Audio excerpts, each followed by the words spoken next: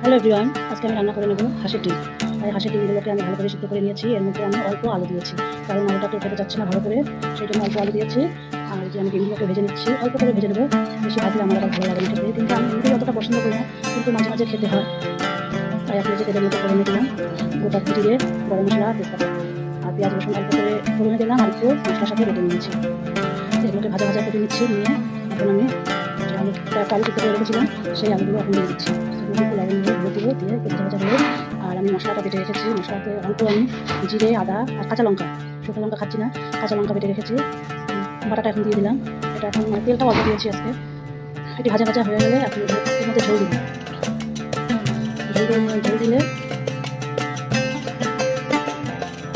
আজকে অত মাথা মাথা করবো না, একটু পাতলা করে ঝোলটা করবো। আর লবণটা স্বাদ মতো দিতে হবে, যে যেরকম লবণটা সেরকম দিতে হবে। এটা ঢেকে দিয়েছি, এদিকে ফুটে উঠেছে। এখন আমি ভাজা ডিমগুলোকে দিয়ে দেবো। কারণ আমি গরম মশলা বাটা দেবো না, গরম মশলাটা আমি ফোড়নে দিয়েছি, ওই জন্য দেবো না। তাই যে ফুটে উঠেছে, এখন আমি নেবো। কেমন হয়েছে তোমরা একটু বলো। পাতলা করে করেছি অল্প মশলা দিয়ে।